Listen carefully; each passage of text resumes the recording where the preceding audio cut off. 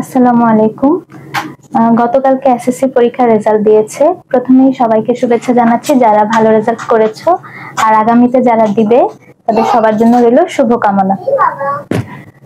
তো আজকে আমি তোমাদেরকে পড়াবো ফাইন্যান্স ও ব্যাংকিং এর প্রথম চ্যাপ্টার অর্থায়ন এবং ব্যবসা অর্থায়ন নিয়ে। তো প্রথমেই অর্থায়নের ধারণা। তো অর্থায়ন শব্দটি ইংরেজি প্রতিশব্দ ফাইন্যান্স থেকে এসেছে, আর এই শব্দটা ল্যাটিন শব্দ ফিনিস থেকে আনা হয়েছে, যার অর্থ হচ্ছে তহবিল সংগ্রহ। তো এই তহবিলটা কি? এই তহবিল হচ্ছে ফাইন্যান্সের ভাষায় অর্থ, মূলধন বা সঞ্চয়কৃত অর্থ। তো ফাইন্যান্স মূলত তহবিল ব্যবস্থাপনা নিয়ে কাজ করে। এই তহবিলটাকে ব্যবস্থাপনা করা। তহবিল ব্যবস্থাপনা কি? তহবিলের ব্যবস্থাপনা, এই ব্যবস্থাপনা বলতে আমরা কি বুঝি? এই যে আমরা যে বললাম তহবিল হচ্ছে অর্থ বা মূলধন, আর তোমাদের সঞ্চয়কৃত যে অর্থটা সেইটার সার্বিক ব্যবস্থাপনা হচ্ছে তহবিল ব্যবস্থাপনা। দেখো, অর্থায়ন কি? সর্বোচ্চ মুনাফা অর্জনের উদ্দেশ্যে প্রতিষ্ঠান তার বিনিয়োগের প্রয়োজনীয় তহবিল সবচেয়ে কাঙ্ক্ষিত উৎস থেকে সংগ্রহ করে পণ্য বাজারের তথ্য বিশ্লেষণ করে এবং সর্বোত্তম প্রকল্পে তহবিলটাকে বিনিয়োগ করে। তাহলে কি কি কাজ করে অর্থায়ন? মুনাফা অর্জনের উদ্দেশ্যে, উদ্দেশ্য হচ্ছে মুনাফা অর্জনের উদ্দেশ্যে তহবিলটাকে কাঙ্ক্ষিত উৎস থেকে সংগ্রহ করবে এবং পরে তা কি করবে? পরবর্তীতে তা বাজার বিশ্লেষণের মাধ্যমে তহবিলটাকে বিনিয়োগ করে দিবে। এখন কাঙ্ক্ষিত উৎস হচ্ছে, আমাদেরকে উদাহরণ দিয়ে বুঝাই। আচ্ছা, মনে করো তুমি একটা ব্যবসা করবে যেটার জন্য তোমার 1 লাখ টাকা প্রয়োজন। এই 1 লাখ টাকা সম্পূর্ণটাই হয়তো তোমার কাছে থাকতে পারে নিজস্ব তহবিল, যেটা তো কোনো খরচ নেই, কিন্তু তোমার ব্যবসা থেকে তা পরিশোধ করতে হবে। তাছাড়া হতে পারে তুমি ব্যাংক বা কোনো আর্থিক প্রতিষ্ঠান বা কোনো ব্যক্তি থেকে ঋণ নিলে, সেই ঋণ নেওয়ার পর তোমার সুদ দিতে হবে। তাহলে যদি তুমি ব্যাংক থেকে নাও তোমার কত পার্সেন্ট সুদ দিতে হচ্ছে, কোনো ব্যক্তি থেকে নাও কত পার্সেন্ট সুদ দিতে হচ্ছে, অর্থাৎ তোমার ঋণের ব্যয়টা কতটুকু সেইটা তোমার আগে ঠিক করতে হবে। এরপর তুমি বুঝবে যে তোমার কাঙ্ক্ষিত উৎস কোনটি, কোন উৎসে তোমার খরচ সবচেয়ে কম হচ্ছে, তোমার যে ঋণের ব্যয়টা সবচেয়ে কম হচ্ছে, সেইখান থেকেই তুমি তহবিলটা সংগ্রহ করবে। তহবিল সংগ্রহ, এই হচ্ছে তহবিল সংগ্রহ। এরপর কোন খাতে বিনিয়োগ করলে, কিভাবে বিনিয়োগ করলে সেই পরিকল্পনা অনুযায়ী সর্বোত্তম ভালো প্রকল্পে তুমি সেটা কি করবে? বিনিয়োগ করবে। এর ফলে তুমি কি করতে পারবে? তোমার যে উদ্দেশ্য মুনাফা অর্জন সেটা তুমি করতে পারবে। তাহলে কি হলো? অর্থায়ন হচ্ছে সর্বোচ্চ মুনাফা অর্জনের জন্য তোমরা যেই তহবিলটা আছে সেটা তোমরা কাঙ্ক্ষিত উৎস থেকে সংগ্রহ করবে এবং তা বিনিয়োগ করবে। এটা নিয়ে হচ্ছে অর্থায়ন কাজ করে। তো দেখো, অর্থায়নের শ্রেণী বিভাগ। তো অর্থায়ন শ্রেণী বিভাগ নিয়ে আমরা আলোচনা করি এখন। তো অর্থায়ন কত ধরনের হতে পারে? পারিবারিক অর্থায়ন, সরকারি অর্থায়ন, আন্তর্জাতিক অর্থায়ন, অব্যবসায়ী প্রতিষ্ঠানের অর্থায়ন, ব্যবসা অর্থায়ন এবং ব্যাংক ও আর্থিক প্রতিষ্ঠানের অর্থায়ন।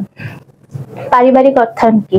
এটা হচ্ছে অর্থায়নের সবচেয়ে বেসিক যে ধারণাটা, সেটা হচ্ছে পারিবারিক অর্থায়ন। একটা পরিবারে কয়টা মানুষ ইনকাম করে? একটা উৎস হতে পারে, দুইটা উৎস হতে পারে, একাধিক ব্যক্তি ইনকাম করতে পারে। সেই উৎসগুলোকে কি করতে হবে? চিহ্নিত করতে হবে, আর যে পরিমাণটা আছে সেটা নির্ণয় করতে হবে।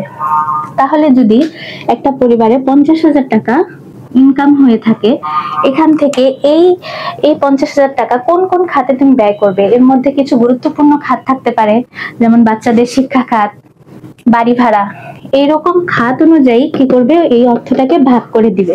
এরপর কিছু অর্থ হয়তো সঞ্চয়ের জন্য রাখা যেতে পারে। এই যে সম্পূর্ণ যে আয়টা, এই আয়টাকে যে তোমরা এটাকে যে ভাগ ভাগ করে বিভিন্ন খাতে যে প্রদান করলে, এটাই হচ্ছে পারিবারিক অর্থায়ন।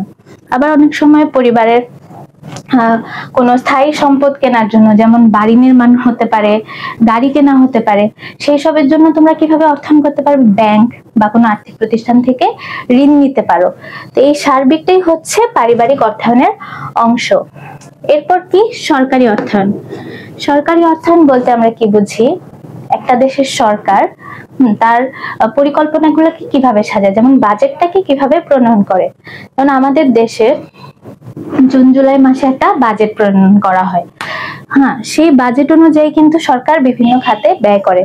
তো আমাদের দেশে যা করা হয়, আগে কিন্তু ব্যয়ের খাতগুলোকে নির্ণয় করা হয় যে কোন কোন খাতে কত টাকা করে ব্যয় হবে।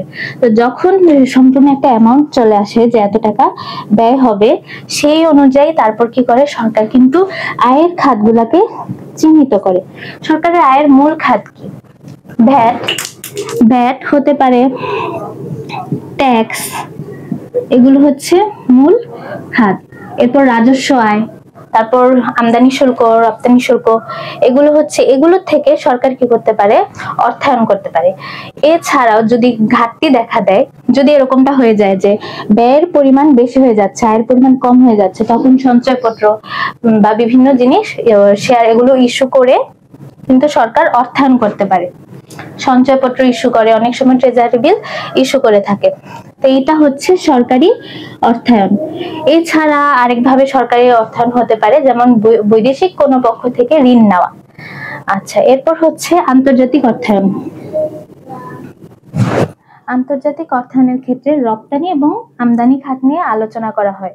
তো এখানে আমদানির সময় কি করা হয়? বিভিন্ন যে পণ্যগুলো আমরা কি করি, অন্য দেশ থেকে নিয়ে আসি, এক্ষেত্রে আমাদের কি হয়? ব্যয় হয়। আবার যখন আমরা রপ্তানি করি, যেমন তৈরি পোশাক আমরা রপ্তানি করি, বিভিন্ন কৃষিজাত পণ্য, এগুলো রপ্তানি যখন করি তখন আমাদের কি হয়? অন্য দেশ থেকে আমরা আয় করে থাকি, এগুলো আমরা অন্য দেশে পাঠাই এবং সেটা কি করে আয় করে থাকি। তো অনেক সময় দেখা যায় যে ব্যয় বেশি হয়ে যায়, এমনকি আমাদের দেশে তো ব্যয় বেশি হয়ে যায়, আমদানির পরিমাণ খুবই বেশি। তো সেই ক্ষেত্রে এটা কিভাবে ব্যালেন্স করা হয়? সেটা ব্যালেন্স করা হয় রেমিটেন্সের মাধ্যমে। দেখা যায় যে অন্যান্য দেশে আমাদের যেসব প্রবাসীরা আছে ওরা রেমিটেন্স পাঠায়, তখন কিন্তু আমরা এটা ব্যালেন্স করে ফেলতে পারি। এভাবে হচ্ছে আন্তর্জাতিক অর্থায়নটা কাজ করে। এরপর অব্যবসায়ী প্রতিষ্ঠানের অর্থায়ন। অব্যবসায়ী প্রতিষ্ঠান হচ্ছে ওই সকল প্রতিষ্ঠান যেগুলো মুনাফার জন্য কোনো কাজ করে না। এটা হতে পারে বিভিন্ন ক্লাব, এতিমখানা। ওরা কিভাবে অর্থায়ন করে? বিভিন্ন দাতা সংস্থা ওদেরকে দান করে, এরপর বিভিন্ন অনুদানের মাধ্যমে, চাঁদা ওঠানোর মাধ্যমে ওরা কি করে? একটা তহবিল সংগ্রহ করে। সেই তহবিলটাকে ওদের যে বিভিন্ন খাত আছে ওই সব খাতে বন্টন করে দেয়। এইভাবে অব্যবসায়ী প্রতিষ্ঠানের অর্থায়নটা করা হয়। এরপর ব্যবসায় অর্থায়ন। অর্থায়ন বলতেই আমরা মূলত বুঝি ব্যবসায় অর্থায়নকে। ব্যবসায় অর্থায়নের মধ্যে কি হতে পারে? আমাদের ব্যবসায় প্রধান খাতগুলো হচ্ছে এক মালিকানা, অংশীদারি আর যৌথ মূলধনী। তাহলে এক মালিকানার মধ্যে অর্থায়ন কি হতে পারে? মালিকের নিজস্ব তহবিল থেকে অর্থায়ন করতে পারে, এছাড়া বিভিন্ন খাত থেকে ঋণ নিতে পারে, ব্যাংক থেকে, আর্থিক প্রতিষ্ঠান থেকে বা অন্য কোনো ব্যক্তি থেকে ঋণ নিয়ে অর্থায়ন করতে পারে। এক্ষেত্রে তার যদি ক্ষতি হয় এটা তার নিজের উপরেই বর্তায়। এরপর কি হতে পারে? অংশীদারি ব্যবসায়। এর মধ্যে অংশীদাররা বিভিন্ন তাদের সমান অংশ অনুযায়ী কি করে? অর্থ বিনিয়োগ করে। যেমন এটা তাদের ব্যক্তিগত অর্থ হতে পারে বা অন্যান্য জায়গা থেকে অর্থ হতে পারে। এগুলো কি করে? তারা ব্যবসায় বিনিয়োগ করে থাকে। এক্ষেত্রে যে ওদের লাভটা হয় বা মুনাফাটা হয় এটা তারা সমানভাবেই ভাগ করে নেয়। এছাড়া আবার যদি তাদের ক্ষতি হয়ে থাকে এটাও তাদের উপর সমানভাবেই বর্তায়। এটা হচ্ছে অংশীদারি ব্যবসার ক্ষেত্রে অর্থায়ন। এরপর আবার কি? যৌথ মূলধনী।